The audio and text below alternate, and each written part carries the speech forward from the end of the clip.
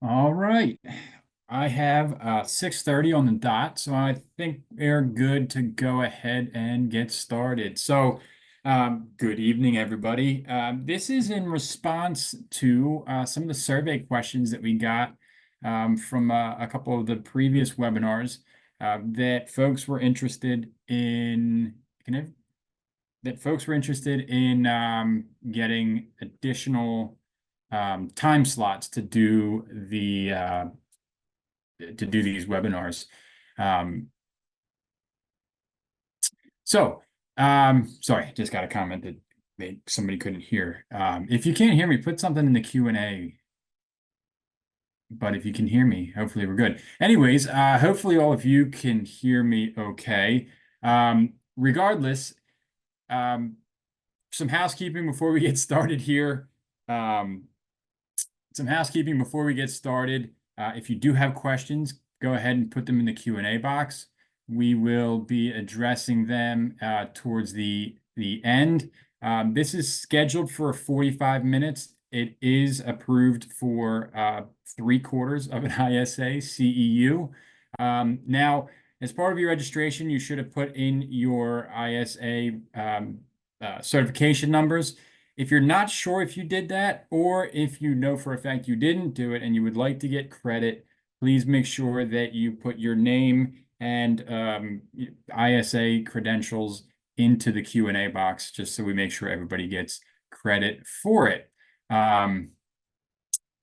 Excellent. All right. It looks like people can hear fine. I just wanted to double check. So with that, that's housekeeping. This is the exact same webinar I did earlier today at noon. Like I said, it's just a different time slot. I wouldn't expect to see this with every webinar we do from now on, but for the ones like this that are very timely and relevant, we will try and make them as easy to access as possible. In addition to that, we will have a recording of this available later this week that you'll all get the link to. To introduce myself really quickly, my name is Mark Ware. I'm an arborologist at Rainbow Ecoscience based in the Philadelphia area. Basically, what I do as an arborologist is provide training on plant healthcare protocols, primarily focused around, of course, Rainbow's products and equipment. However, it's plant healthcare education. That's what my role is, and that's what I do. If you have any questions that I'm unable to get to today or tonight, that is my direct contact information, so you can reach out to me. That is my cell phone number. Text, phone, or email is all totally fine. I'm always happy to help out with Beech Leaf Disease or other issues, other plant healthcare issues that you may run into as well. To talk really quickly a little bit about Rainbow Ecoscience, for those who are unfamiliar, these are some of the products and equipment that we offer. Tonight, we're primarily going to be focused on our macro injection equipment and Arbotect. And, a little bit more background about what Rainbow is and what we do is essentially, we provide products and equipment for plant healthcare. We do a large number of field trials with cooperators within the industry, from other companies that we work with to universities. You name it. We've done a trial with really quite a few different people over the years. And we generally do about 150 of them a year. Some, ranging in size, small to large. But in addition to that, we also really pride ourselves on the technical support that we're able to offer our clients. We like to think of ourselves more as a partner of our clients than so much just a distributor.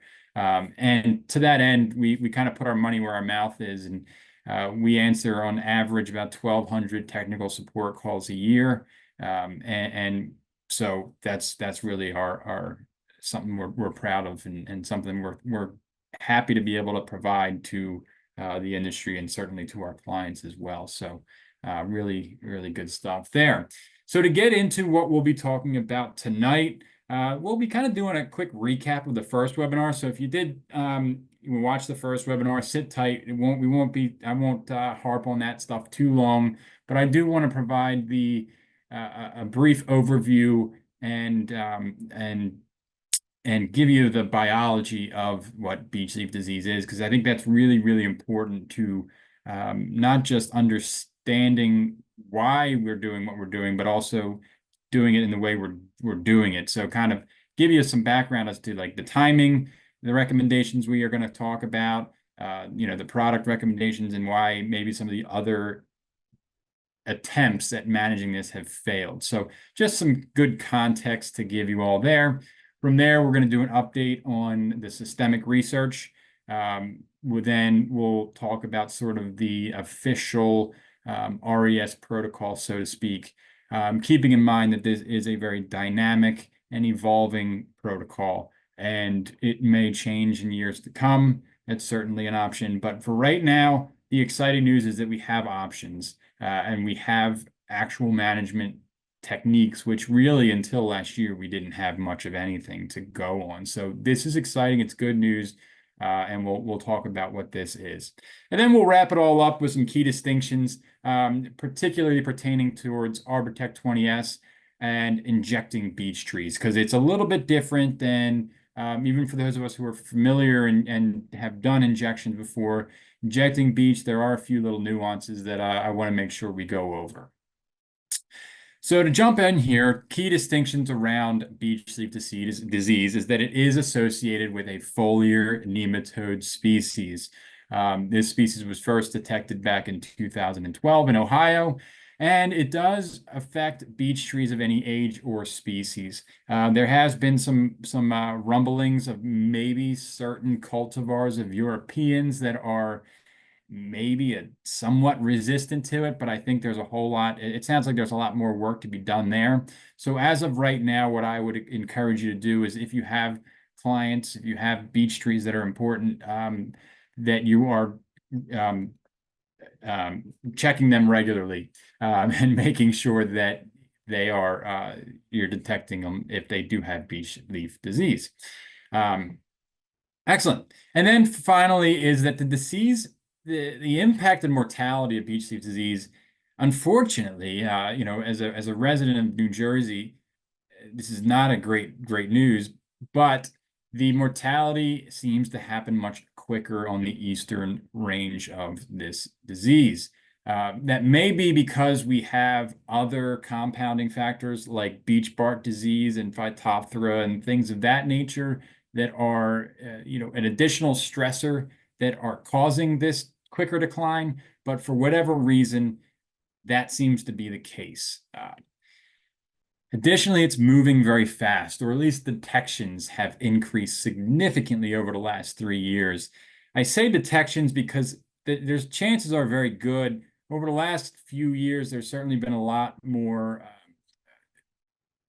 talking about this as of late. And I think that because of that, more folks are out there looking for it, which may help to explain sort of this explosion in detections over the last 3 years. Every county there that's in pink, purple, and red have been discovered within the last 3 years since 2021.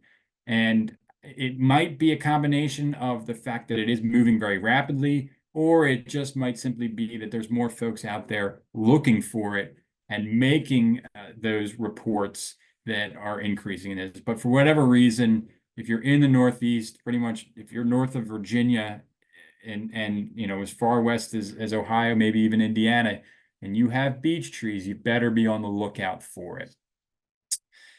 The issue with this is, beech bark disease, at first I kind of thought, wow, that's kind of a sort of a misnomer, so to speak. But beech leaf disease is caused by a nematode. It's a foliar nematode, which is not something that we've had a lot of experience dealing with in the ornamental landscape. I can't think of another foliar nematode that we've ever had issues with before. So it's sort of this new pest that we don't have a lot of history with. And unfortunately, all of the especially organophosphates that previously were effective at treating other nematodes, a lot of them have disappeared. We're not using them anymore. And the ones that we are using were ineffective against this particular nematode. And so right away we were faced with these tremendous challenges. And so, like I said earlier, until about last year, we really didn't have any good management as far as managing the nematode. We didn't really have very many answers. And so we're certainly making a lot more progress as of late with that, which we'll talk about tonight. Finally, is that the nematodes numbers are they increase as they are emerging from the leaf tissue right now as we speak and moving into the buds that where they'll overwinter. It's in the buds that these nematodes are feeding and causing the damage. And so that also creates a unique issue in that not a lot of the products we use get into the bud tissue. So the challenge there was sort of twofold. It's a new pest feeding in a relatively in a new area that we're not used to trying to control. So they're overwintering, feeding in buds, and the symptoms that we see are the results of that feeding that occurred over winter. And so the most obvious, of course, if you've heard anything at all about beech leaf disease, you know about the banding. There's the dark interveinal banding. It's very, very apparent, especially on Americans, as well as it's there on Europeans and your copper and purple-leaved beech varieties and cultivars as well. It's not as easy to see in that case, but it certainly is still there. And so it's important to be vigilant, especially on those darker colored leaves, making sure we're checking them. The earlier we get to this, the earlier we can detect it, the better we all are. You know, as with any pest really we deal with, if we can get to it earlier, our management's going to be that much more effective. We're going to have that much more of a healthy and vital tree.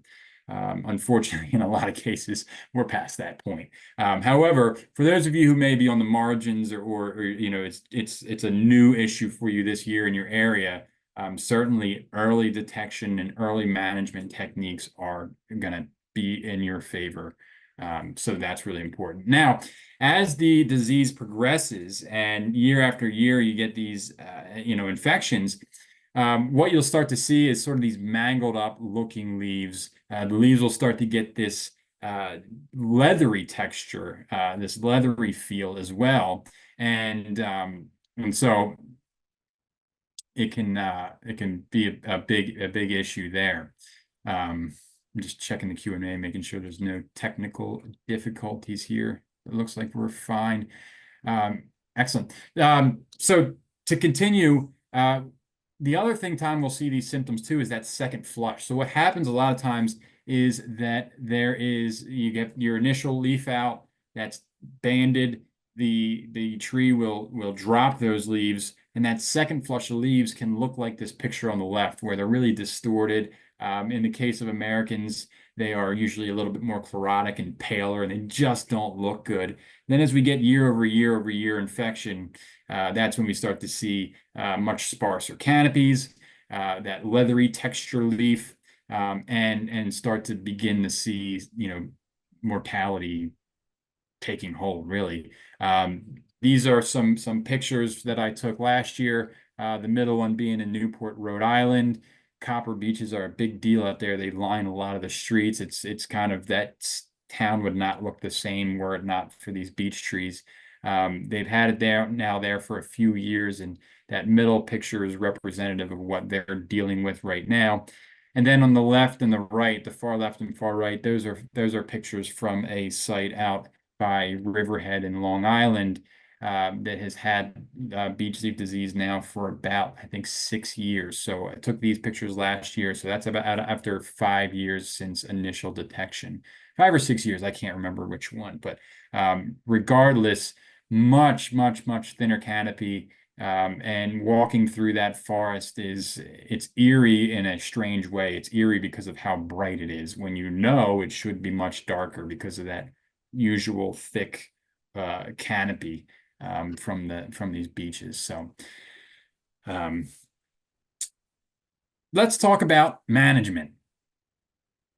There are 3 products that you may or may not have heard about that we're going to cover tonight. And those 3 products are your potassium phosphates, such as Dogfight, or Reliant's another one that's one with a fungicide label. There's quite a few of them out there. We'll be talking about them. We'll be talking about Arbotect, of course. That's the new and exciting one. And then we'll be talking about Broadform. And we're going to talk about Broadform rather briefly, but just for the sake of a comprehensive look, we'll be looking at all three of these together. Sorry, 1 second. Excellent. So the first one we want to look at is phosphates. Now, phosphates by themselves are not going to give us control alone. They have to be used as part of the entire an overall protocol. So they're going to be used in conjunction with Broadform or with Arbotect. But by themselves, when you're dealing with an active infection, you have to use one of these other products that are going to actually manage the nematode itself. Phosphates by themselves, they're going to, the systemic acquired response, they're going to switch on these defense mechanisms within the plant. However, they're not going to actively manage the nematode. That's really, really important. Now, if you're using Dogfight, which is a product you can get through Rainbow Ecoscience, it's Doggett's fertilizer label. You would use that at a rate of 1 quart per 100 gallons, and then you would apply that at about 2 gallons of mixed solution per diameter inch.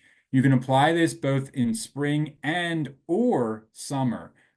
Late summer is kind of the recommended timing for this if you're applying it specifically for beech leaf disease. You can apply it once or twice. However, if you're going to be using the foliar spray, fluopyram, which we're going to talk about next, one of the things that we do with Broadform is we have to rotate in a different active ingredient when we're doing more than one application of that per year.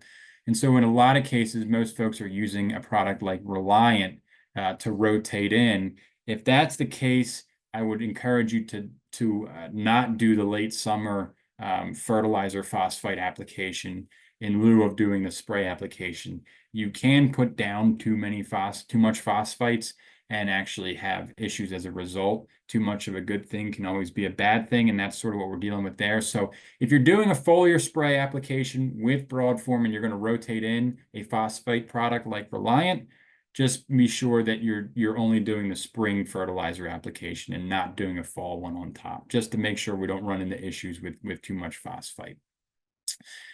To jump onto Broadform here, fluopyram, as I talked about in the first webinar, Dr. Lloyd, Dr. Coles, and Dr. Borden, they have released a great publication that really spells out everything you could ever want to know about fluopyram and how it's working and works against the nematodes that cause the issues with beech leaf disease, excuse me. So fluopyram is a fungicide, and it's also a nematicide that was approved back in 2012. And basically what it's doing is paralyzing the nematodes. So the important thing here, though, is that because with Broadform, a lot of folks are doing multiple applications, and they're doing them later in the season. There also may be folks that are out there that are doing early, mid to late spring applications as well. However, regardless, resistance could be a concern. Right now, we're using the higher, the research is done using the higher labeled rates without another product that is effective against the nematodes to rotate in. So we're using one mode of action to try and control these nematodes. And when you have nematodes that can reproduce rapidly, and we're using high rates of a singular product to try and get control, resistance is going to be a concern every single time. And so just something to consider. There's not a lot of answers on how do we avoid it. As of right now, there is research being done on lower rates. However, that has yet to be published. So more to come on that. But for now, that's just something to keep in mind. Same thing here too with timing. I think it sounds like there's a little bit more work that needs to be done as far as timing of these applications. However, there are folks, like I said, that are doing 3 to 4 sprays starting right now and actively getting that nematode as it's moving towards the bud tissue. Once that nematode is in the buds, it's there. There's nothing we can do as far as a foliar spray application that's going to get to them. So if you're going to use fluopyran, timing is critical, thorough coverage is critical, and because of that, there are a lot of obstacles that sometimes get in our way. For example, off-target, things, whether it's waterways or whatever, that we don't want to get drift into or get drift onto. When we're talking about spraying these, some of these beech trees that we're going to be dealing with are 80, 100, gigantic trees. And so we need high pressure, high volume in order to get that thorough coverage. And unfortunately, that means that drift is going to be a significant concern. So there's probably going to be quite a few beech that are just, this is not a viable option for. In addition to that, you also have to get your timing, get your 4 sprays on there. And if you have untreated beech nearby, this is also not a great option because that recolonization of that nematode that is coming from the untreated beech can come and recolonize the buds of your treated beech relatively easily after application. So if you have a specimen beech with no off targets nearby, this is a great option as long as you can get thorough coverage. If you do have reasons where you can't spray, that's really where your systemic management like Arbotect is going to come into play. Quite frankly, I think there are still going to be plenty of use cases for Arbotect, even in cases where you may be able to spray. But it does have some limitations. There are some things to consider, and we'll talk a little bit about that as we get into it. So Arbotect is thiabendazole. That's the active ingredient in it. It's been used historically for Dutch elm disease. It's been used for the industry. It's been the industry standard for Dutch elm disease now for just shy of 5 decades almost. And it's also been used for sycamore anthracnose management as well. The cool thing about it is that it's an anthelmintic, meaning that it is also good at preventing worms from growing and multiplying, which means, and that's why we're seeing the effectiveness of it against this nematode. The other big benefit to it is that it's systemic. So this is applied via a macro root flare infusion. If that's a new word for you, hang tight. We'll talk plenty about it as we continue on in this. But first, I want to talk about some of the data. So this is the data that we've been promising and talking about for really the last year and a half.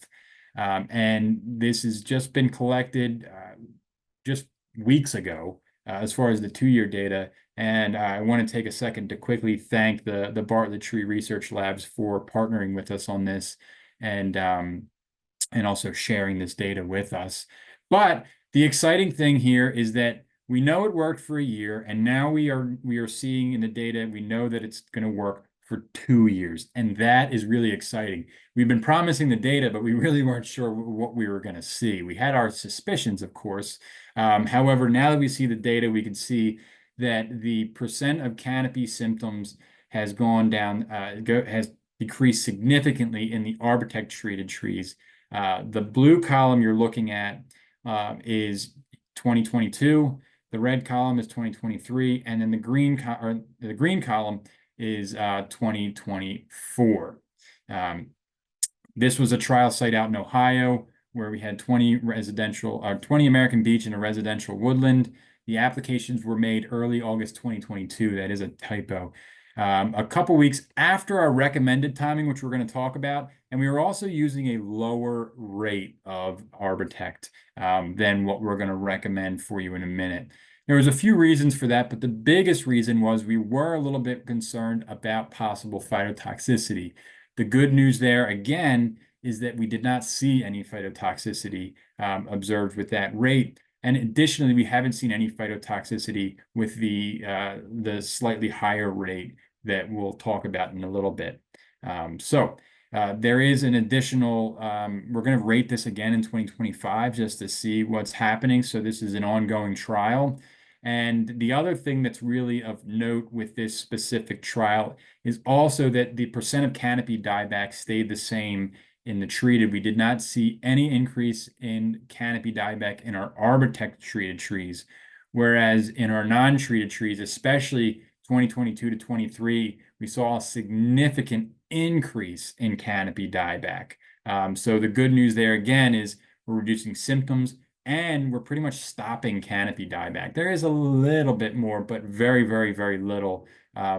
Big. That's really great, really exciting and good news there. I always like to share pictures. So this is a picture from a different trial site. This is a trial site in central New Jersey in the Princeton area. And this is also just 1 year after treatment. So this is 10 months after the treatment. We treated this last year in late August or so. So about, I guess about 11 months now. But you can see that the beech on the left is representative of our untreated trees, and that beech on the right is representative of what you would see with your Arbotect treated trees. It is also of note that there is still some banding in that tree on the right and that beech on the right. We still did see some banding. However, you can see the canopy retention is phenomenal. Much fuller canopy, much healthier canopy, and significantly less fine twig dieback. Now, as far as data goes, that's all the data that I'm going to share with you tonight. However, the good news is that there is additional data that'll be published here in the coming weeks. Matt Borden, Dr. Borden from the Bartlett Tree Research Lab was kind enough to share with me sort of a teaser, if you will, to a poster that he'll be publishing, like I said, in the next week or two. This will be available on both ResearchGate as well as on Matthew Borden's LinkedIn page. He'll be linking to it there. So if you're interested in reading this when it comes out, it's going to be great. It is great. I would highly encourage it, and that's where you'll be able to find it. Essentially, he'll be presenting this at the American Phytopathological Society's annual meeting here at the end of the week, and then we'll be making it available online shortly thereafter. There will also be a research publication coming out a little bit later, probably more towards the fall. So keep an eye out for that as well. In addition to that, because we didn't, I didn't spend a terrible amount of time talking about fluopyram. These are a couple other posters that are also available and published right now that you can find via the same avenues. And these were done for, once again, the APS conference back in 2022 and 2023. And last year's poster is a great resource to use if you're interested in learning more about fluopyram and the results that have been that we've been getting with those applications, as well as just some other context around them. So let's jump back into Arbotect and talk about sort of the practical application of it now, right? So we know that it's now effective for 2 seasons. That's great. It's exciting. That's a big deal. The reason it's a big deal is because in order to legally apply Arbotect for Beech Leaf Disease, we have to have something called a 24C special local need label. And as of right now, they are available in most of the states that have a current infestation, but not all. And we'll talk about which one of those states are in a minute here. But just so you understand completely, Arbotect with just the specimen label without a 24C is only legally by label allowed to be applied to Dutch elm or to elms for Dutch elm disease and to sycamores to manage anthracnose. Those are the only 2 things it's labeled for. Now, like I said, the good news is that we're getting these 24C labels for other states that now allow you to apply Arbotect to manage beech leaf diseases on beech trees. The states that it is currently approved for use in are Ohio, New Jersey, Pennsylvania, New York, Massachusetts, Connecticut, Maine, and just in the last few weeks, Rhode Island and Virginia have also approved 24C labels. So the really good news here is that if you are in any one of these states, you are legally allowed to apply Arbotect to manage beech leaf disease. One of the important stipulations as well on that label is that you can only apply Arbotect once every 2 years regardless of the state you're in, regardless of the label. That 24C label stipulates that you are only allowed to apply it once every 2 years.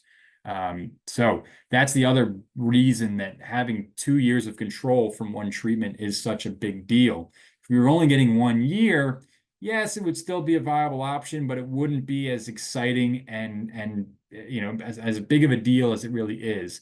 But because we're getting 2 years, we can apply once and see 2 seasons of control. And that way, we don't need to do foliar sprays or some other option in those off years. So really exciting, good news there.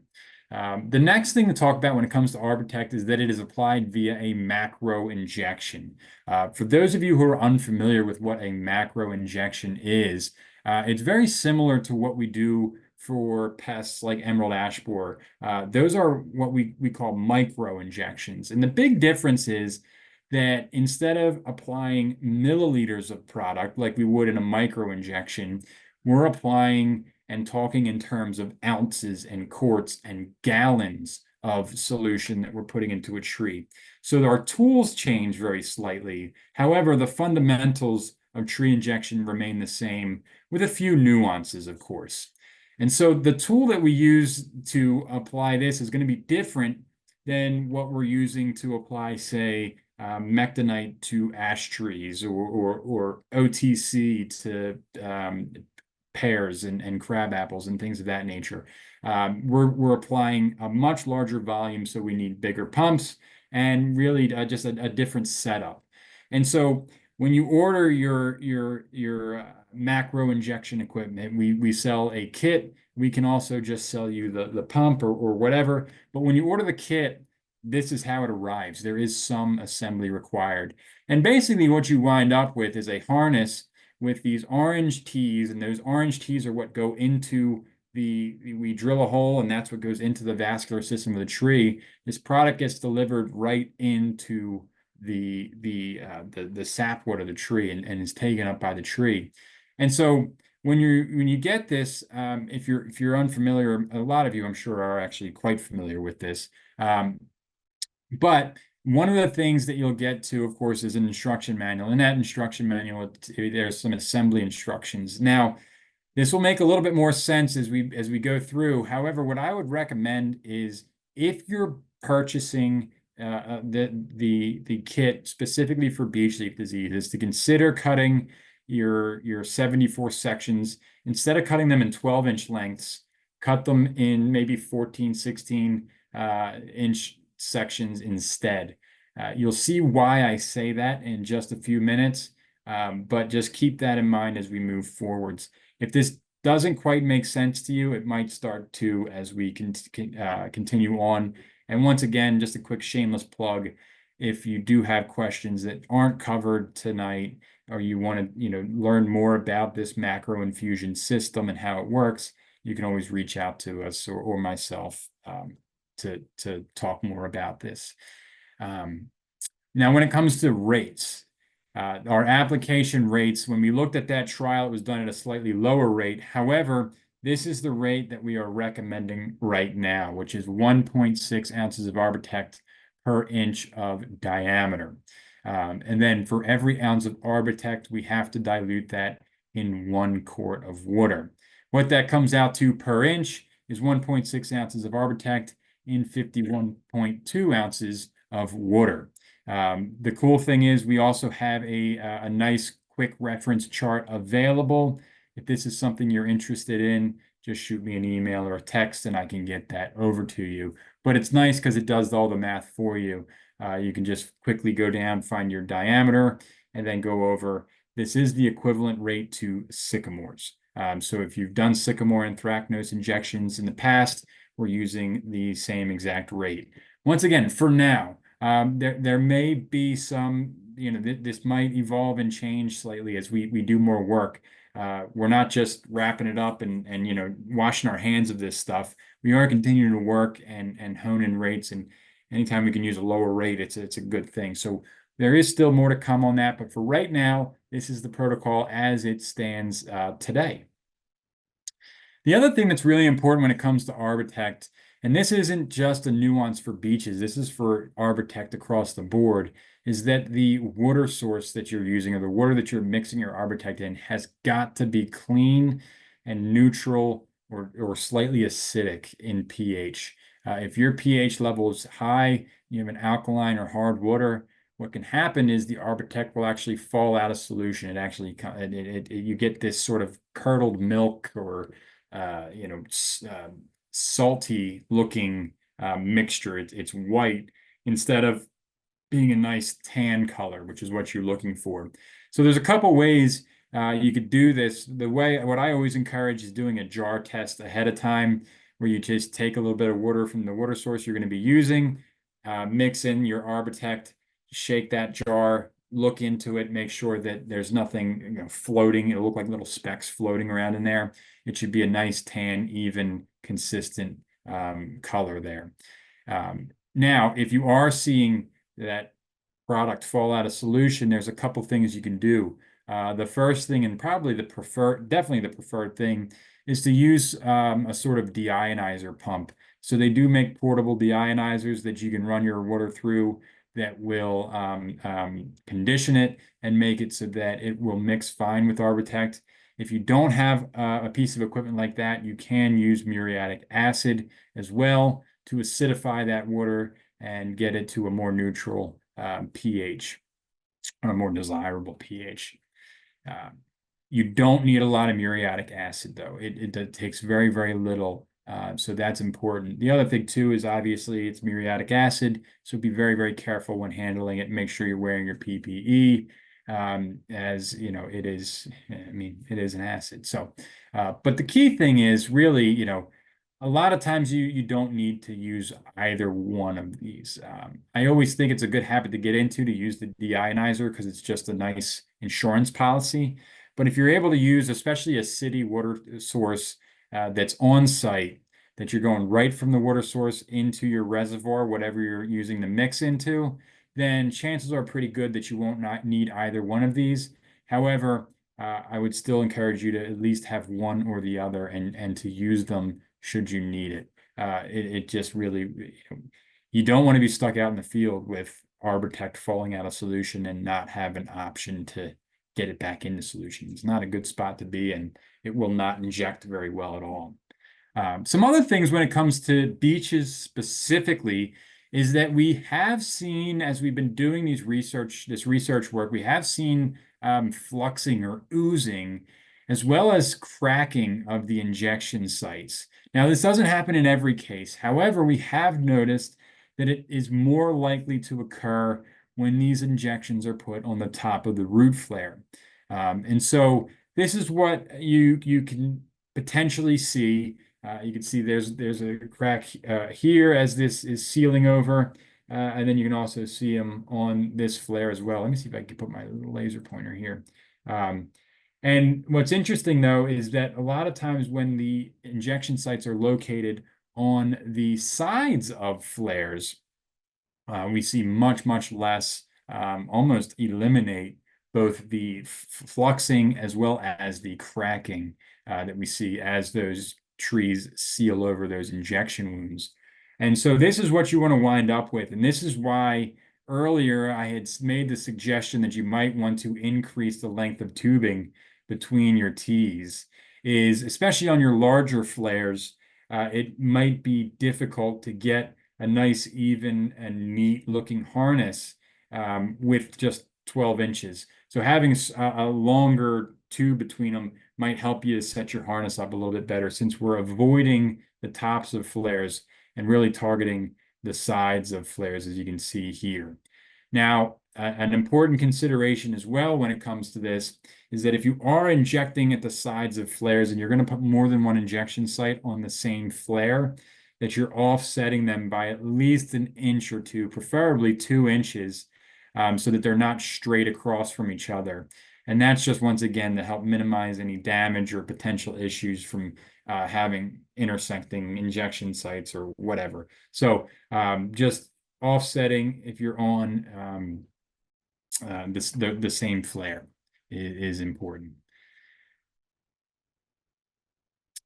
And once again, the good news here is that when you do that, we are seeing much less damage, and we're also seeing these wounds seal up. So these actually injections were done about at this point, like 11 months ago, about a year ago. You can see they're sealing up really nicely. A lot of these are almost already closed. You'll also notice that they're done. Some of these are actually located at the top of root flares, which we're now avoiding. But at the time, we were still sort of looking at this when this was injected. But you can see even the ones on top are still sealing nicely. And a lot of times it's hard to actually go back and find these injection sites unless you're really, really looking for them. So, I certainly had some concerns initially about drilling into the root flare of beech trees, just knowing they're usually a slower to compartmentalize species. However, what we are seeing, especially when we're down on the root flare where we should be doing these injections, we are seeing that sealing, that compartmentalization happening quite quickly, which is really encouraging to see. The other thing too, and I almost missed it, is that it's really important that we're injecting at the right depth. So with beeches especially, we did see an increase in the cracking when the injection sites were deeper than 3/4 of an inch. So make every effort to stay at that 3/4 of an inch deep. Don't go any deeper than that. When we were measuring the depth of the injection sites, there certainly was a correlation to deeper injection sites more likely to have cracking as they're healing. So 3/4 of an inch deep, it's also going to help. We've also found that it helps, for whatever reason, increase the speed of uptake as well. So it makes you a little bit more efficient out in the field. The nice thing with beeches is that because they have a much thinner bark than a lot of the other species we're used to injecting, we can actually mark our drill bits at that 3/4 of an inch and sort of use that to help guide us visually as to how deep we're getting. Another nuance when it comes to our applications is when we're doing them. So ideally, our treatment window is between full leaf expansion and now. That's not to say that you cannot inject as we get into August. You certainly can, and you certainly still should, especially if you're coming across beeches that are previously untreated. You can still inject. However, the optimal time is that window between full leaf expansion and July. A little nuance to that is that if you have trees that are heavily symptomatic when they first leaf out in early spring, it may be in your best interest to wait until that second flush of leaves to do your injections. We have seen that by waiting to do those injections for that second flush, we do see a significant decrease a lot of times in how much time it takes for the tree to uptake our solution. So just a quick little tidbit for timing there. Some additional tips as we start to wrap up here for the night. We're getting close to time. If you need to jump off at 7:15, you will get credit for your ISA CEUs. We might go a little bit over, and I'm planning to stay and hang out until about 7:30 to answer any questions. But just if you do need to jump off at 7:15, don't worry, you will get your credits. But feel free to hang out too if you're able to. So some additional tips when it comes to injections, and this is sort of best practice for all injections, but it's worth reviewing because with beeches, it's going to be especially important. And that is that, first of all, you want to have, and if you've heard any injection spiel from any of us here at Rainbow, you're sick of hearing this probably. You've been beat over the head with this, but a sharp 15/64 inch high helix drill bit is critical.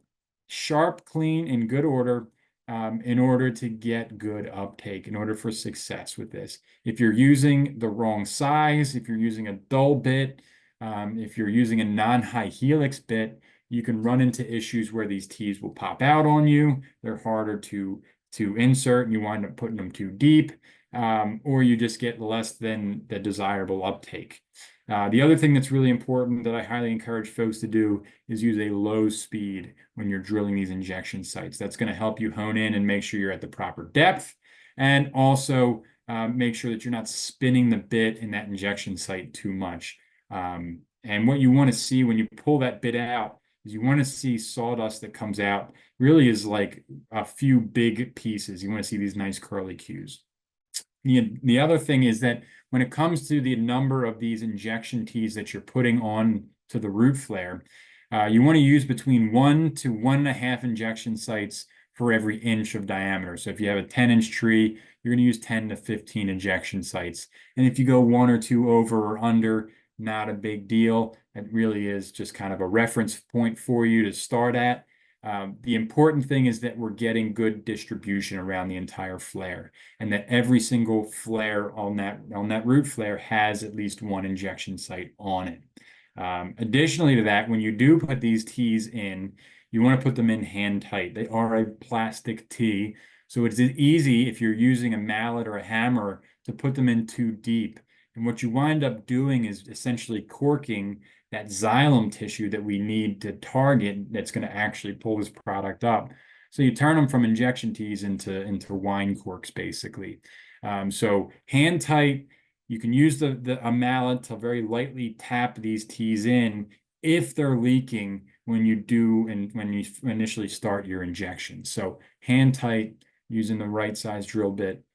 These little things will go a long ways when it comes to macro injections. An additional tip is your pressure is also critical. For those of us doing micro injections, we're used to doing them at much higher PSIs, 60 to 80, maybe PSI, somewhere in that range, 40 to 80, right? When it comes to macro injections, we're going to be nowhere near that. Ideal pressure is between 8 and 12.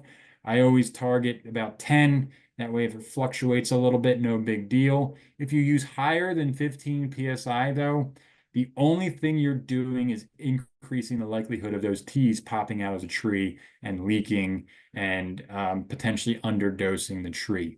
So 10 PSI is more than adequate. All we're doing is delivering the product to the tree. The tree is the one that's actually taking it up. We're not pushing anything into the tree. That's not how this works. So low pressure, about 10 PSI, and that's going to prevent you from having the headache of chasing leaking teas all the way around the tree, and also lead to less leaks and less issues overall.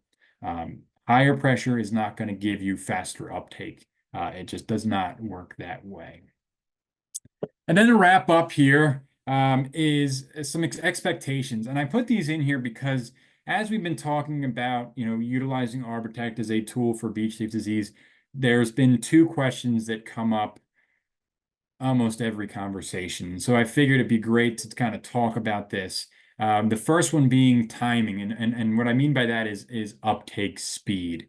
And so under optimal conditions, which are basically, environmental conditions that are conducive to transpiration, good soil moisture, a decent root zone, all that sort of thing, your average tree, a 25 to 35 inch tree, you should see uptake in sometimes as little as 30 minutes up to an hour, with about 45 minutes being the average. When you have trees that are heavily symptomatic and you're doing them early in the spring, you should expect your uptake time to almost double, which is why we have that recommendation to wait for that second flush of leaves. But when we're doing applications earlier in the season, we're seeing 1 to 2 hours of uptake time, versus when we've been doing them sort of later, mid-June and later, we're seeing that's where we're seeing that average of about 45 minutes for uptake time. Keep in mind that there still is setup time. That's not including setup time and whatever else, drive time, that sort of thing. So when you're bidding these or planning these jobs out, keep in mind that there is usually about a 5 to 10 minute setup time as well on trees. As you get into larger trees, that can push 15 minutes as well. So all in all, you figure about an hour to set the tree up and then have it, the injection get finished and taken up. The next question I always get is, well, what is a good price to charge for this? And kind of the industry average, and this is also basing off of what we do with sycamores and elms, is the industry average, a fair price to a client, or a fair service price, is somewhere in the range of about $18 to $24 an inch, just to give you an idea of what you should be charging to deliver this service. That's not what it's going to cost you. Of course, your cost is significantly lower, but just to kind of give you a ballpark of a range to aim for. So to wrap up, as I mentioned, this is an ever-evolving protocol. For now, I don't anticipate any drastic changes really anytime soon. However, if there are changes or updates or additional products that we start seeing effectiveness with, we'll certainly keep you informed. As I said, there's going to be a lot more research publications being published in the coming months as we get in the fall and early winter. So there's a lot more to look forward to when it comes to data and just resources to turn to when it comes to beech leaf disease. And if you need the 24C labels, if you're in one of those states that we listed earlier, those 24C labels can also be accessed via our website. So if you go to rainbowecoscience.com, go to products, fungicides, click on Arbotect. It's on the Arbotect product page. About halfway down, you'll see links to the PDFs for all the 24C labels that have been approved thus far. And with that, we do have, I'll hang out for a few minutes. As I said, if you need to jump off, feel free to do so. You will get credit. But if you'd like to stick around for the questions and answers, you're more than happy to. So I'm just going to go through here. I'll read the questions off and then give you the best answer I can come up with, at least. Michael asks, on some of the European beeches, I'm seeing the leathery leaf curl, but not too much banding. It's hard to tell if it's from aphid activity or if it just looks different on the copper and purple varieties. So, Michael, that's a great comment. There are some, what I call look-alike pests when it comes to if you're not seeing that dark banding, though, chances are pretty good that it probably is that woolly beech aphid. A lot of times, if you uncurl the leaves and look at the bottom sides, it's easy to see that. But if that banding, it still is occurring on even when you see those other later stage symptoms. But for the most part, that's the key. So open those leaves up, look for that aphid. It's a pretty easy to spot one. Also look around underneath, look for honeydew that maybe has dropped and stained things underneath. So look for some of the other signs that could point you to something else. That the eriophyte mites on beech can also fool you. They're more of a yellow banding and much less uniform throughout that leaf. So there are some lookalikes to be aware of course, as well. But that banding is pretty dang distinctive. I got some questions on 24C labels. So right now in Delaware and New Hampshire, I think New Hampshire, and I may be misspeaking here. I think New Hampshire we have a pending label, and I'm not sure about Delaware yet, Carr, unfortunately. So more to come on that. We are also exploring actually changing the specimen label language as well, but we can't make any promises right now. So more to come on that. If we do get labels in other states, we'll be sure to communicate that. Your territory managers will be sending emails out.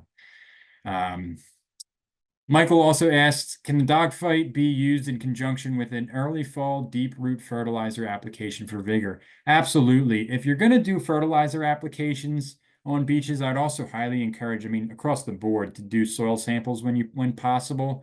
But really, the goal is, if you're in an area that doesn't have beech leaf disease, or if you are in an area that still does have it, is also we want to keep in mind our cultural practices. They're also very important. And so, fertilization, especially fertilization that's done to the results of a soil test, can be super helpful. So yes, you absolutely can use dogfight or another phosphite fertilizer in conjunction with additional fertilizer products as well. Good question there, Michael.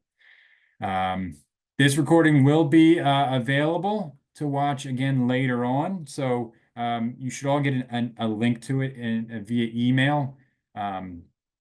In probably the next day or two. I doubt it'll come through tonight. I don't think anybody else is working other than me right now, but you will get a link to this. Excellent. So let's see here. What other questions we got? I'll take a few more and then we'll wrap it up for the evening. So Justin asked, so I think you said Arbotect works because it stunts the growth of worms. What was the term you used again for that? So that is anthelmintic, Anthelmintic. I think it's close to that. If you Google it, it will correct my spelling if I spelled that incorrectly. But if you're interested in looking up a little bit more information on that. James asks, what are the ideal uptake conditions? Just like with all of our other injections, good soil moisture is critical. You have to have good soil moisture, and generally, lower humidity, milder temperatures, that sort of thing helps with uptake. However, we've been doing injections, quite a few injections over the past few weeks, and it's been miserably hot and humid, and we're still seeing really good uptake. So definitely want to ensure you have good soil moisture, and if you have that, really you can get pretty good uptake regardless of temperature and humidity. But ideal situations are lower humidity and temperature. On the picture that showed the treated versus untreated, Myrna, that was taken 11 months after treatment. So that's not 2-year results. That was just 1-year results. However, it is representative of what you see with the 2-year results as well. But that was 11 months after treatment that picture was taken. Let's see here. A few other question about humidity. We don't really have, the question is, what is the highest humidity percentage before uptake slows down or stops? We don't really have a hard and fast percentage per se. Generally, the lower the humidity, the better. But like I said, even with that higher humidity that we've been getting the last few weeks in the area, we've still seen really good uptake. So, whatever that means to you. But humidity, I think in the case, when you have good soil moisture, humidity is not as big of a factor, but can still, if you can do it under lower humidity conditions, it's going to help you out. Let's see. Few more questions here. Lots of questions. I love it. Let's see. Is it correct to state that dogfight drench applications are primarily a biostimulant? I